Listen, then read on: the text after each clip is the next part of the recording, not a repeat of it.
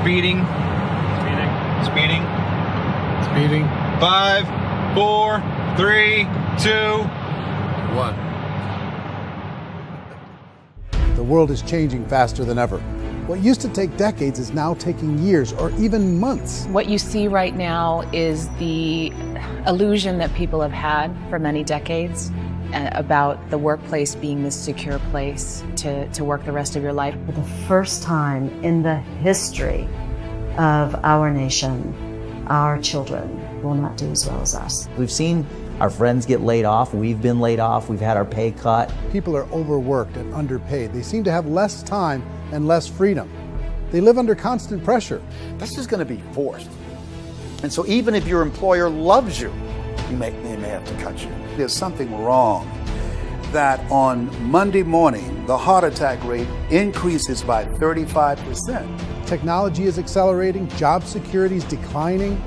It just doesn't seem like the old models of making a living are as reliable as they used to be. Every aspect of our lives, there's a better way out there, but we're still doing it the old way. We live in the greatest country on the planet, and there are a lot of people sitting around complaining and being cynical. Like everyone's whining about this old model, and I'm like, why don't you leave it? Look at all this over here. Look at all this opportunity. Since so much of our lives revolve around our work and the way we make our living, many people are thinking there just has to be a better way. The biggest challenge facing our world today is not making money, is what are we going to do with all the displaced, unemployed people? People are afraid that they're going to make the wrong decision. People are afraid of the unknown. People are afraid that maybe I don't have the skills. Hey, sports fans. Industrial age is over. It's dead. It's dying. That's why going to school to get a job is an obsolete idea. A steady paycheck is an industrial age idea.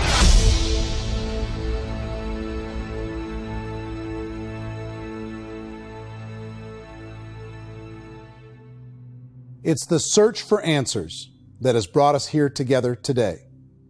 My name is Eric Worre, and for almost 30 years I've been an entrepreneur, struggling at times, but ultimately succeeding. As a best-selling author, speaker, and business owner, I've spent my entire career helping millions of people around the world to become entrepreneurs. And I believe strongly that there is, in fact, a better way when it comes to how we make a living. The career landscape has changed dramatically, and many are still working in a model that is completely out of date. What worked for previous generations isn't working as well for people today. In this film, we're going to explore 3 important questions. First, what's really going on in our working world today? Second, in this new economy, is it better to become an entrepreneur, or is it safer to work for someone else?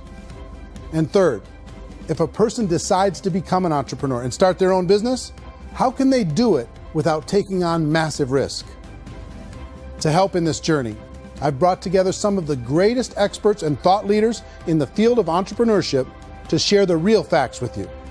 My intention is to give you new information that will allow you to make choices that are not limited by an old, outdated model. Let's start by understanding what's going on in our working world today.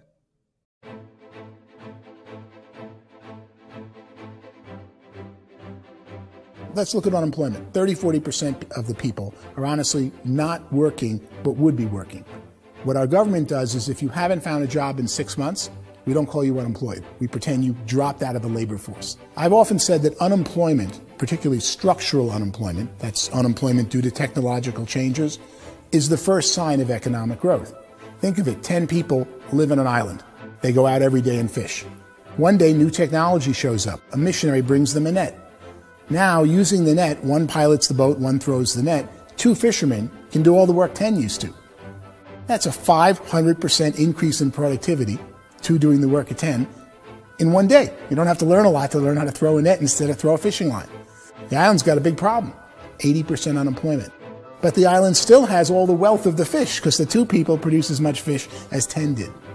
Now, of course, looking back in history, these changes used to take thousands of years. And during that time, we went into farming and transportation. Some of us became doctors and some teachers and lawyers, and we developed all these new professions and new manufacturing jobs. Today, these changes are occurring literally in one day when a new technological advance occurs, and we don't have the social structures to deal with it or to retrain the unemployed people. So one of the things that I think is interesting as I travel across the country and really travel around the world is the way that we work and the way we get paid for work is changing pretty dramatically. On a global basis, everything is being turned upside down because of the rapidly advancing technologies. They are eliminating many jobs, and we have been left with many people not prepared for the jobs that exist. A lot of demand in public companies was to squeeze out all the fat and to get just as much margin as we possibly could, and fat equals humans. So this idea of job security in information age is so obsolete, but it's still taught inside our school system. And that's where the problem starts. There's no financial education in the school system, and people are still trained to be employees to work for that paycheck. This is a chart on the middle class. What's happening in the middle class, those that went to school, their incomes have been coming down for years. And parents still say to their kids, go to school, get a job. Now what happens to all those middle class people who are dropping off the ends of the chart? Well, they become what's called working poor. And this is what happens to working poor. But they say poverty is ending. Well, poverty may be ending, but working poverty is going up. And this is food stamp usage. So food stamp usage in America is going through the roof right now because people cannot earn what they call a living wage. Most people have experienced financial pressures that I think are probably greater than they have been in the past. If you're not working for yourself, then it's going to be a pretty hard road for a lot of people. Today, if you're going to control your future, the 40-40 plan is gone, where you can graduate from college and get a job and work for 40 hours a week for 40 years. That day is gone. So some of these charts actually tell you what's going on. And this is a really interesting one, you know. People are going back to school because if I go back to school, I'll get a nice job. But this is what's happening to, it's called Sallie Mae, which is the student loan guys. Student loan is going through the roof. It's now over $1 trillion, and student loan debt is worse than credit card debt. So when people stopped using credit card, the government got people into student loan debt. And the problem with student loan debt is you can never be forgiven. See, with credit card debt, you can declare bankruptcy and all's forgiven. But student loan debt, you can declare bankruptcy, you still owe it. It's the worst of all debt. But this is the next picture. Look at this chart here. This is what's happening to wages of college graduates. It's going down. So you go to college, you rack up all this debt, but you earn less money. Now, that's not that intelligent.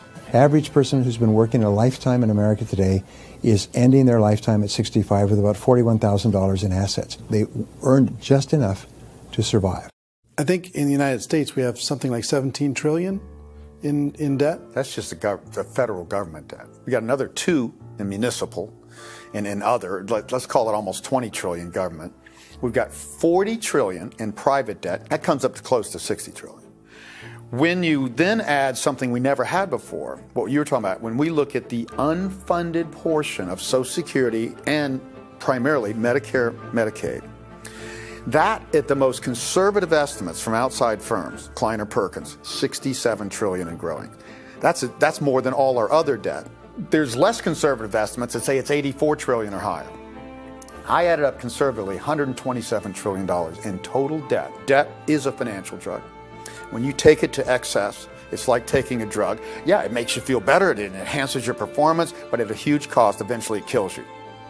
And so that's what happens. We keep doing more and more debt, and you get less and less results, just like a drug, until the debt gets so high that it crushes the whole system. That's where we're at, 8.2 times GDP. You know who I feel sorry for? I feel sorry for the person who dreads going to work, who is sick to their stomach on Monday morning, who hates their alarm clock, who gets a little glimmer of hope on a Wednesday because it's hump day and says, thank God it's Friday. And they live for those 2 days a week where they get to be themselves and they don't have to be around people they don't like, and they don't have to play the political game in the office, and they don't have to live this half life. The person that works 50 weeks a year just to be able to have the 2 weeks for vacation. And you know what happens to most of them nowadays? They don't have a vacation. They have a staycation. They have time off of work, but they don't get to go where they want to go because they're overextended. They've got all this debt. They got all this situation. They hate their alarm clock. They can't sleep until they're done. They have to spend most of their life in traffic. I feel sorry for that group of people because there's a better way. They just don't know it. I see this really interesting attempt at rugged individuality in a 6x8 rectangle. And I feel like you're all the same, except for the little push pins of the pictures. There's different pictures. Yours is named Jenny and his is named Sujara, but it's the same people. And this is how they are, and they're just like the zombies, and there's no joy in there, there's no fun. There's always like the wacky woman who decorates her cubicle, and that's the most she can do there. You got to give her credits, right? The wacky cubicle woman. The basis for their life is worry. I'm worried, you know, maybe I'll get fired. I'm worried maybe my company will go out of business. I'm worried I can't keep spinning the plates on paying the bills. I'm worried about how do I send my kids to college. I'm worried, what if the transmission of my car breaks? That's, you know, 2 or 3, I can't fix it. People live in a sea of worry, and it eats at them. Those signs that people held up during the Depression didn't say looking for gainful employment in a cubicle. It said looking for work. Work is what we're looking for. Job is just a unit of measurement. Work is what we're going after. It's time to look in the mirror and say, it's not the economy, it's my economy. It's my little world of where I am. I need to improve. I'm not going to wait for the economy to come back because, frankly, the economy is doing great in this country. So I'm here on Wall Street, the financial center of the universe, the financial capital of the world. This is where most people's money goes to at least be held for a time, right? With interest rates in banks being effectively zero, and many experts are predicting it's going to stay at zero for the next 10, 20, even 30 years, people feel like they don't have any choice but to put their future into equities, to put their future into the hands of other people on this stock market, and hope that the stock market goes up, hope that the stocks that their advisors pick or that they pick goes up. That's one way to go, I guess. It's my personal belief that if you put your future into the hands of yourself, in other words, you have earning power by yourself, I think you're a better investment than these guys.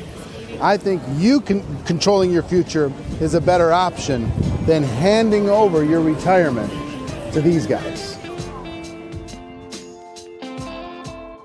The average household income in the United States is approximately $50,000 a year, what they call the middle class. To reach the top 25% of income earners, you need to earn at least $90,000 a year. To reach the top 10% would be a household income of $140,000, the top 5%, $190,000, and to be in the top 1%, you'd need a combined household income of at least $380,000 a year. So here's the question. What do you think would give you the best chance to move up and get to the top 10%, the top 5%, the top 1% or beyond? In my opinion, and in the opinion of many, many experts, the answer is to become an entrepreneur, to become your own boss. I think you have to be a business owner. I can't, the only time I ever say to someone it'd be great to be an employee is when they've already told me they've surrendered. I only tell people who are wounded spiritually that they should be an employee. And it's that feeling that you get when you pick up the backpack off the little Cub Scout and say, "Don't worry, little guy, we'll get you back to the camp."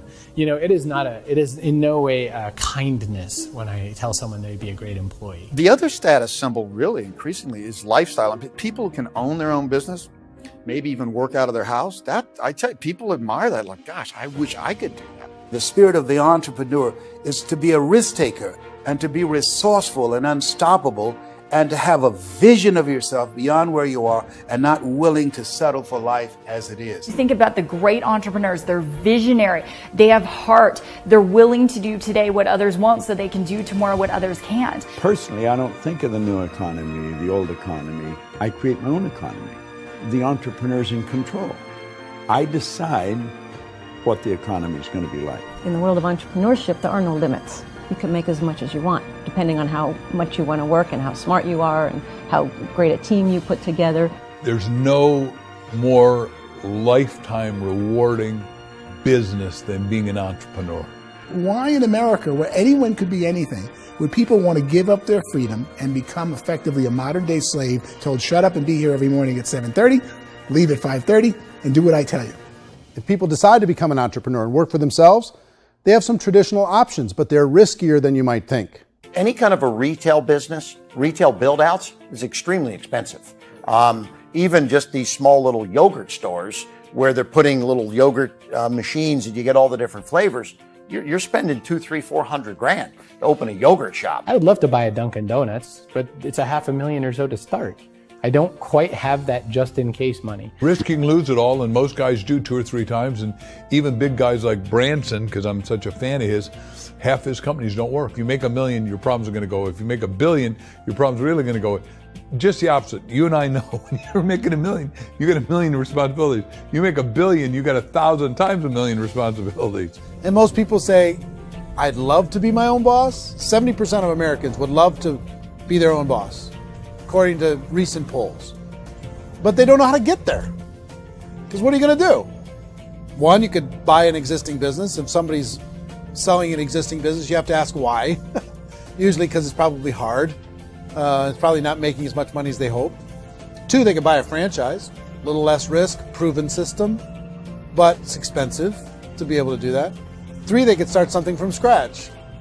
And that's where a lot of people feel like, I don't have the chops to do it. I don't have the money. I don't have the product idea. I don't have the expertise. I don't have whatever it's going to take to be able to get there, and I can't risk my family to do it. So, 4th, they could become an investor. A lot of people in this town invest to try and figure out a way, but you got to be pretty smart with that game too, right? Venture capitalists, who are the very best and most sophisticated in investing in new breakthrough businesses, make it on 1 out of 11. That means 10 out of 11 are mediocre or fail. Most of them fail. That's the risk there. An angel investor is lucky to get 1 out of 15 or 20. A business is a team sport. Like, I have to have accountants, I have to have engineers, I have to have systems designers, I have to have sales, marketing, I have to have accounting, I have to have mission statements, I have to have legal and all that. The average Joe Schmo, even me, I go out there, I don't have the skills to put a business together. I think the bottom line for the 4 traditional options is they take money, sometimes a lot of it.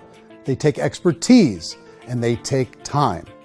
All of that adds up to just too much risk for most people. I bought a business from somebody else, and it was a lot of work. And you start wondering, what did I just buy? Because I guess ultimately I own your email list, and I just overpaid for it. People that start their own business, they spend a lot of money, they spend a lot of time, a lot of effort to get things started. And the more you invest on the upfront, the harder you typically work at it. I can tell you what the success rate is of a restaurant. What is it? They're crazy enough. About 90% of them fail. About 90%? In how quickly? Year or less. Wow. And if we're talking non-franchise, we're talking franchise, Sure. That's totally different. Yeah. But our students aren't getting franchise restaurants.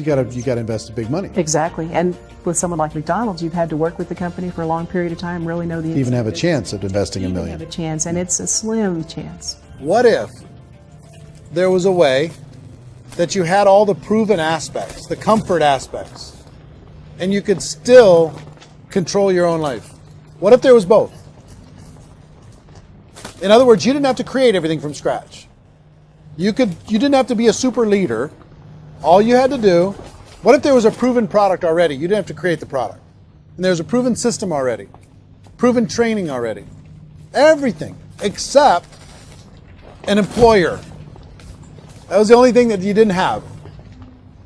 Do you think more people would be open to working for themselves in that environment?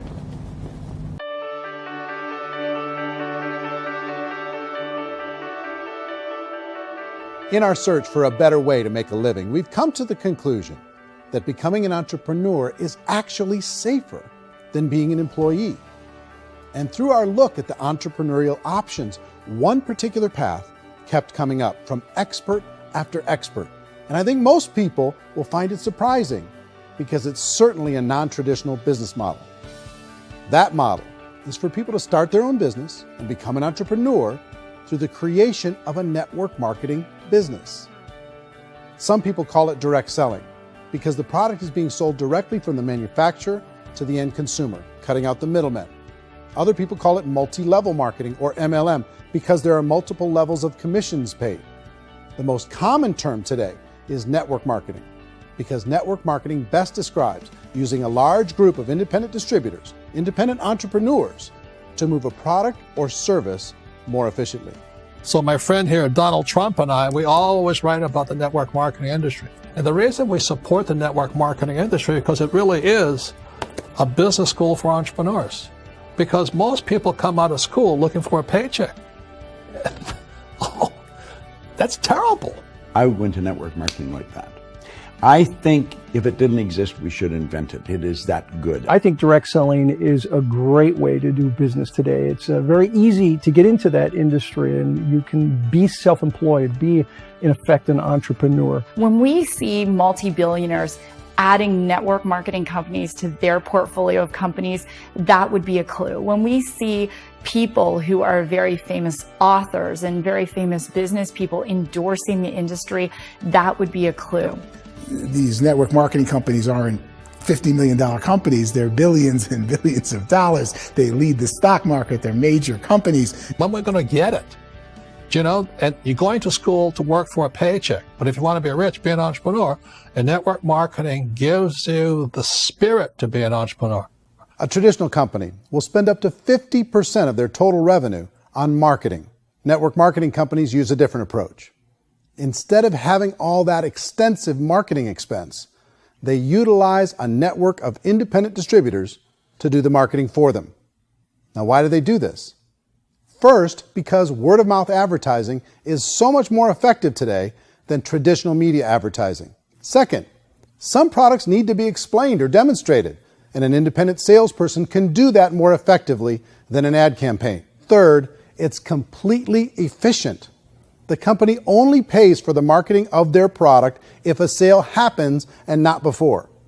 Imagine if Amazon allowed you to become an independent distributor and paid out 40% of its revenue to that distributor group.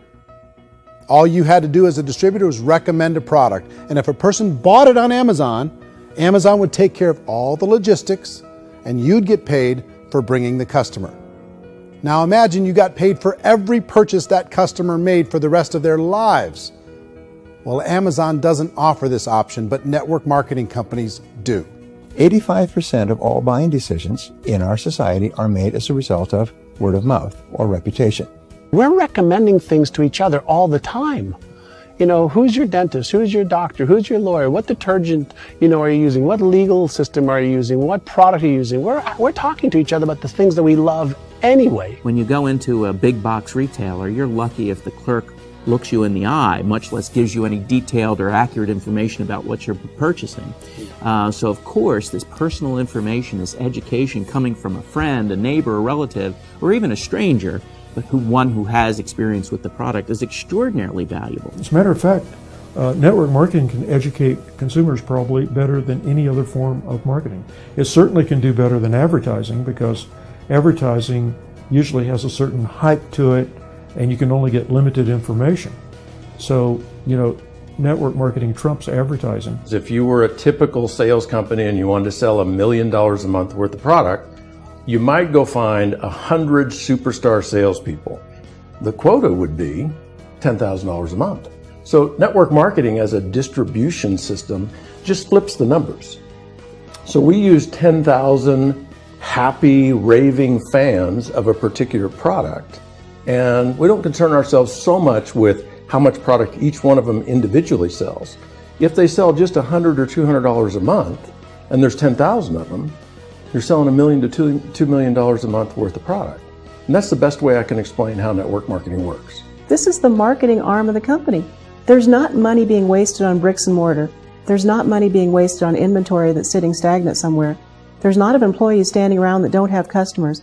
These are people that are going to connect with customers. These companies allow people to become independent distributors for extremely low cost and with no minimum time or sales quota.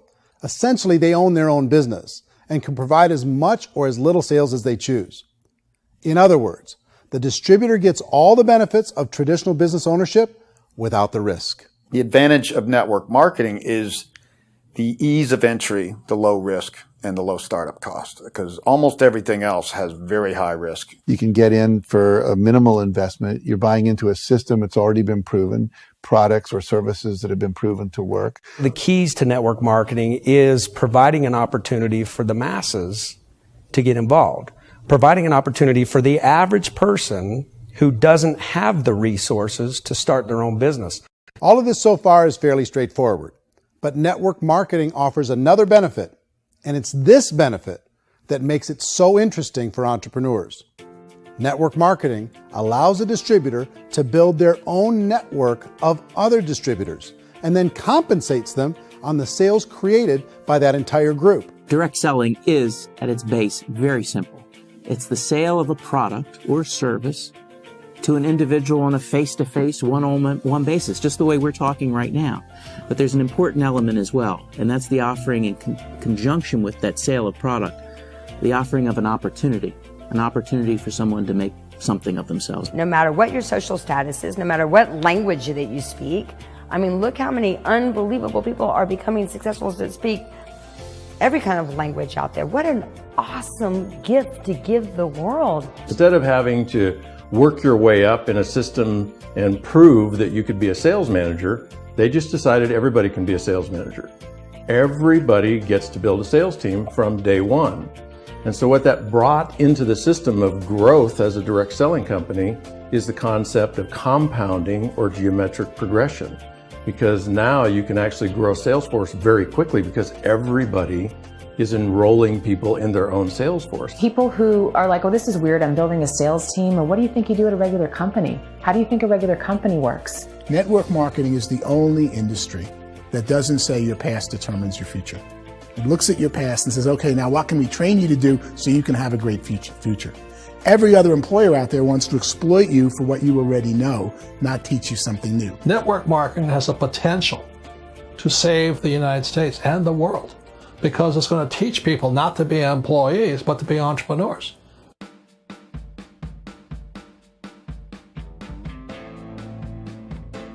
According to the Direct Selling Association, if you add up all the network marketing companies around the world, they combine to do over $178 billion a year in retail sales. To give you an idea of how big that really is, the NFL, the National Football League, does approximately $9 billion a year. The music industry does a little more than $16 billion a year, and the movie industry does about $80 billion a year. Using a conservative average, network marketing companies pay their distributors about 40% of that $178 billion in the form of commissions, which adds up to more than $71 billion a year. That's almost $6 billion a month. It's almost $200 million in commissions every single day. So it's certainly working, and people are making serious money in network marketing. With the growth of the direct selling industry over the last 10, 15, 20 years, we've seen a broader understanding of the channel. We have seen more and more people getting involved in the business, so our penetration in the marketplace has increased, and thus the understanding in the marketplace of who we are has increased. And we've seen non-direct selling companies look at the direct selling model and say, something's going on there. People are making money. Companies are being profitable, individuals are being motivated, product is being delivered to market. Maybe we should explore this. Some people think only the people at the top make money. Well, let's take a look at that as well. In the network marketing profession, there are roughly 500 people in the world who earn over $1 million a year. If you round that number up to $2 million a year, that adds up to about $1 billion a year. That takes the $71 billion paid out each year down to $70 billion. So where does the rest of the money go? The vast majority goes to part-time people making anywhere from a few $100s a month to many thousands of dollars a month. It goes to people who choose to make it a full-time career move and earning even more than that. Every day, people are using the money they earn through network marketing to pay off debt, have more fun, and improve the quality of their lives. Everyone I know in network marketing has been doing that since the 50s. They go to work when they want to go to work. They stop working when they want to take time with their children to have a leisurely breakfast and discuss issues and driving to school. They go back to work when they get home, wherever they're working out of. The biggest thing that I've seen is people that have become much happier in their life. MLM has probably made more millionaires of more people in more countries, and I've spoken to them in 67 countries, than any other single form of business, starting from nothing. If they have a choice between working a job for the next 10 years or working a network marketing business for the next 10 years, the result of working the network marketing business will be better. A lot of people within the industry go on and make this a career and do extremely well at it. Network marketing has been nothing but good for everyone I know that's been involved with it because they did it seriously and they played full out and they've been very successful. It's been a constant barrage of success stories and people showing off stuff that they got as a result of it. How many people are involved? Approximately 16 million Americans and 96 million people around the world are currently participating in network marketing. And in a recent poll, 82% of those people report a good, very good, or excellent experience with network marketing. So people are happy.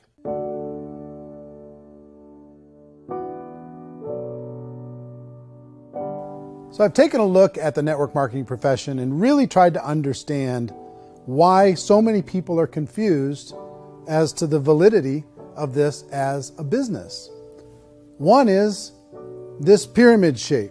People get really messed up with this pyramid. Oh, it's one of those pyramid things. So I just think there are a lot of haters out there who really don't understand the industry and say, oh, it's a get-rich-quick scheme. It's a pyramid. Well, corporate America is a pyramid scheme. You know what I mean? It goes like this. You have thousands of MBAs, let's say working for Ford or General Motors or Coca-Cola. If all these MBAs are all trying to get to here, that's a pyramid.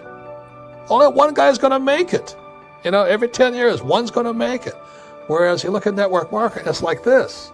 So you're here, and your job is to develop other CEOs coming up behind you. So it's an inverse pyramid. In network marketing, it's a very simple concept. If you sell product, you get paid. It is paid based on production. There is no first mover's advantage. There is no investment component where the more somebody spends, the more they're entitled to make.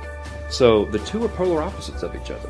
It doesn't matter what shape the company is or the compensation plan is shaped, whether it's a circle or a pyramid or a triangle or a trapezoid, it doesn't matter. If compensation is coming primarily from recruitment, then you got a problem. On the other hand, if an operation is basing their compensation to participants on the basis of sales, even when those sales are generated by people you've recruited, well, then you're a perfectly legitimate enterprise. That's the legal test. It's the practical test. Another issue that's been true in the past that is no longer true now is people used to be in network marketing loaded up with products that they couldn't sell and they ended up a loser. They ended up with a bunch of product in their garage. They ended up with a bunch of products sitting in their kitchen shelves or whatever. And they thought they could sell it and then they weren't willing to or able to sell it. And they ended up with a bunch of stuff and they were bitter about it. There was this thing called front loading where you had to buy if you bought $25,000 worth of product, you got better commissions and all this. Today, it's almost all done by computer. It's direct mail comes from a warehouse somewhere else. You don't have to have all this inventory. You don't have to stock up. It's a paperless world now. Most of it's done online. You have a back office. It really works. And the technology has changed everything. Third issue is people start talking about 99% of people in network marketing don't make any money. Well, we've talked about that over the course of this journey together. Almost $200 million a day is being paid out to network marketing distributors around the world. The naysayers, the people who say that it doesn't work, are usually the ones who just don't know how to make it work for themselves. And so they're giving you an opinion, and I tell people, don't confuse people's opinions with expertise, because opinions are free. And don't confuse sincerity with the truth, because people could be sincerely wrong. But here's the reality inside of network marketing. The vast majority of people that get involved in network marketing just become customers, and they get involved to be able to purchase product at a lower price.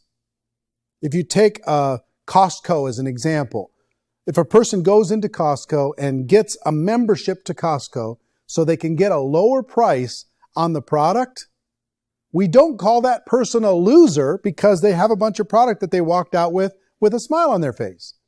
Yet when some people want to take a look at network marketing, they say, well, those people, they're just using the product and they aren't earning an income, so they must be a loser. They're not a loser, they're a happy customer. That's the vast majority of people that are involved in network marketing. Now, a smaller percentage of those people decide to go build a business. They earn $300 a month, $500 a month, $1,000, $2,000. That's the bulk of earnings in network marketing. And then there's the few that really decide to take it serious, really decide to build a large network, really work to make that network very, very productive. And those people make huge amounts of money and there's no cap. What I do as an outside economist, just somebody looking at this industry like any other industry I speak and say, look, what's the realities of this? 1% do incredibly well. 10% generate some additional income at pretty low risk and effort. That's not, and 90% of people roughly end up customers. One thing that I think is real when it comes to people's perceptions about network marketing is people put this, and distributors, I think, involved in network marketing have some responsibility for this. They have sometimes unrealistic claims about the product or about the income. Most people who become distributors, they want the money, they want to be successful, but they don't have the skills. They don't know what to do. And when people don't know what to do and they're in a new business, they're scared. And when they're scared, they panic and desperation kind of sets in. So they think everyone they talk to has to get in. So if I talk to you and you say, well, no, I don't have time to do that, they're like, no, I need you. You have to do this or I won't be successful. So I start clawing on you. I start that desperation. So then I start making claims about the product, which are not appropriate, probably not even true. Or I start saying, let me show you how you can make all this money and you don't have to do anything, Eric. And so you just totally misrepresent the opportunity, and you're clingy with people because you think you need everybody to be successful, and you don't. You know, one of the messages that I try to deliver most forcefully to companies as well as salespeople in direct selling is that you don't have to overpromise. The reality is in network marketing, there's a lot of hard work involved. There's a lot of effort. You're going to have to develop yourself. It's a business like anything else. It's going to take some time, but in my opinion, it's better.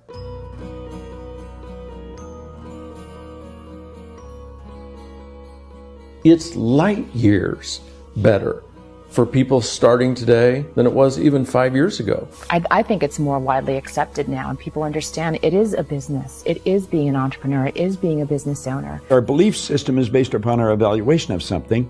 And frequently, if we reevaluate a situation, our belief about that situation will change. The industry has changed and it's grown up. It's totally transformed. You've got young people today that have grown up with social media, and they understand networks. They understand how people are connected through technology, and they understand how money flows through those networks.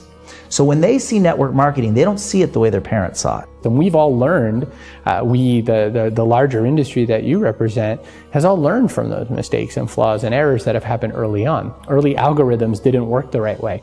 That's all fixed. It's like when they design a computer program, they design the program, then they run it, and then they go back through and they debug it. The MLM industry has been debugged. This is the day of being virtual, being able to run a business from your mobile phone. I mean, it's incredible. Companies are getting smarter.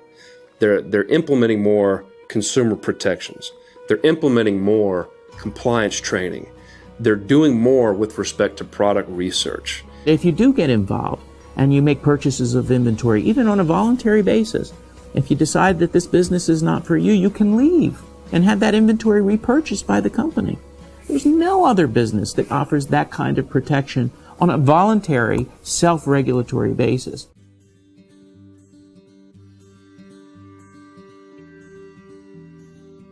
If you decide to look further into a network marketing business in order to generate more cash flow for your family, I would recommend reviewing the following 4 elements. First is the product or service. And on the product or service, I would ask 5 important questions.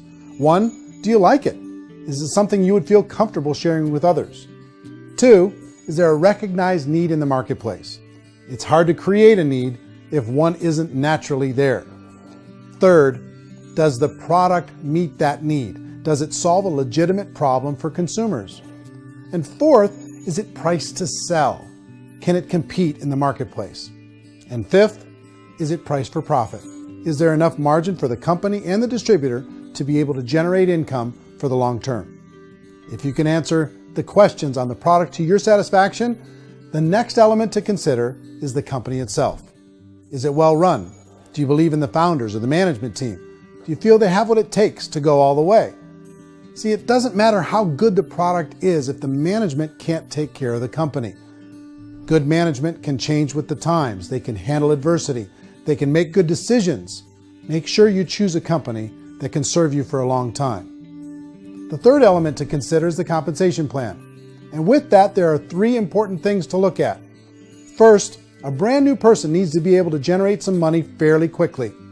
It may be an obvious reason, but you can probably imagine the ripple effect of a distributor getting involved and having even a small victory fast. That can only help with the overall success of the organization. Second, a person should be able to develop a moderate part-time income in a reasonable period of time. As they develop their network and as their sales grow, they should be able to enjoy more benefits. And third, for the people who are really serious, for those who decide to really go pro in the network marketing profession, there should be the possibility to make a serious full-time income if they work hard and are committed to developing their skills. If you're comfortable with the product, the company, and the compensation plan, the last thing you should look at is the support that will be made available to you. Does the company have a website? Does it have a solid online reporting tool? Do they have comprehensive training available? Do they host events to help you build your business? If you decide to do this, what kind of a support system can you plug into? Choosing a network marketing company is a personal decision. But evaluating the 4 elements of product, company, compensation plan, and support is a great place to start. Is the company promising that you're going to get rich quick or that you can make a lot of money without a lot of effort? That's a red flag. Is there a product that you really believe in that you think can be sold?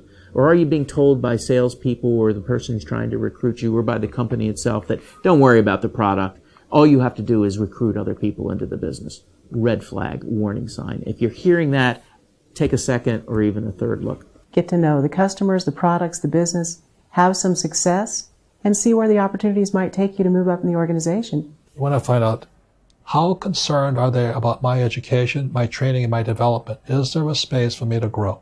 Most important question. Learn everything that you can about the product. Make sure it's something that you believe in, and learn everything you can about the industry and work that system. You have to be very passionate about whatever that company is doing. I would get involved. You can always test drive anything, the product, the service, the community, and then lean into it a bit. If it feels good, then lean into it a lot. Behind me is the Lincoln Memorial. And this is a place where Martin Luther King Jr. had his famous I Have a Dream speech. And at that speech, he talked about his dream for equality for everyone around the world, and that's a noble dream. But I think more people need to remember what it was like when they were kids and the dream was still alive in them.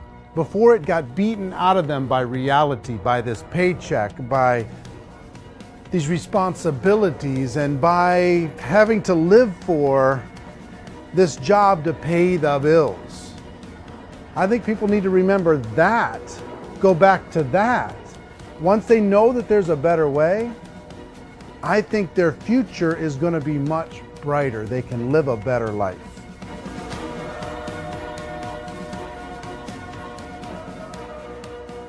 So if you're considering getting involved in a network marketing company, let me offer you just a few pieces of advice.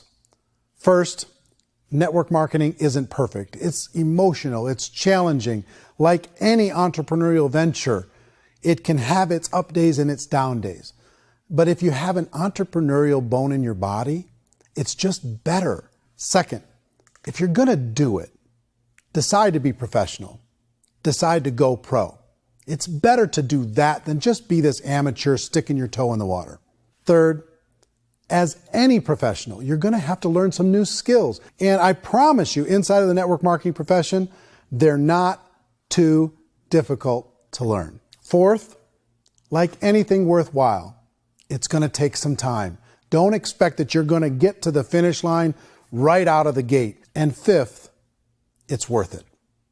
It's worth it to be able to take charge of your life again. It's worth it to be able to control your own financial situation. It's worth it for the people you're going to be able to spend time with.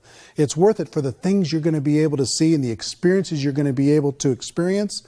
It's worth it for the causes you're going to be able to contribute to, the lives you're going to be able to touch, the customers you're going to be able to help, the friendships you're going to be able to develop.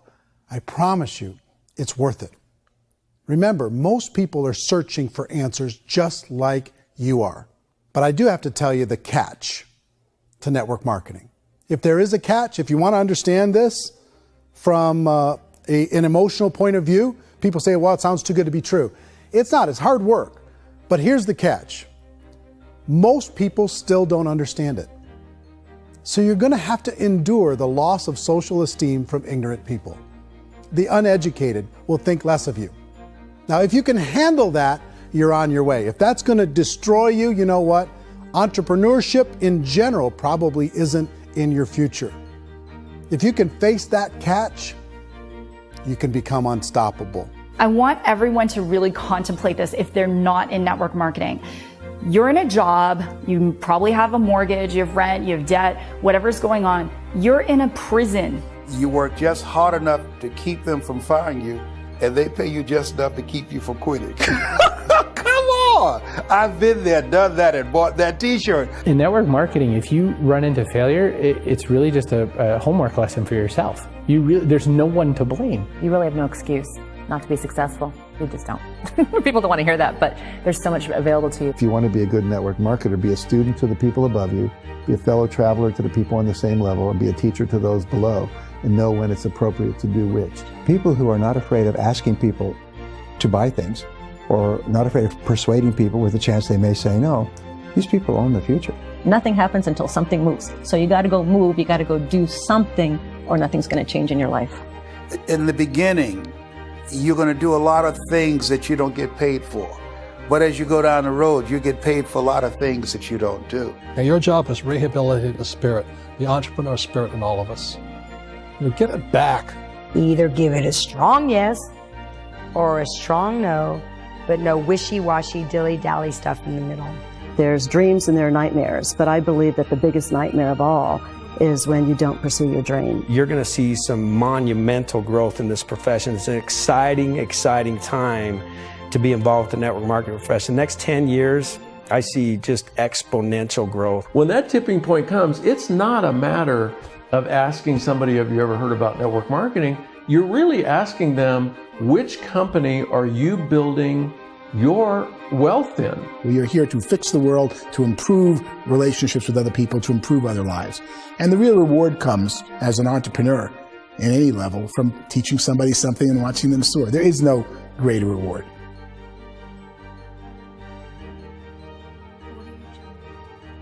Life's too short to spend it living someone else's dream instead of your own. It's too short to spend it living at a fraction of your potential. Can being an entrepreneur be a challenge at times? Sure. But here's what you get in exchange. It can be yours. Something that you built, something that you created, something that you made happen. This balloon represents your dream. It represents entrepreneurship. My wish for all of you is that you would reach out and grab it. The choice is up to you.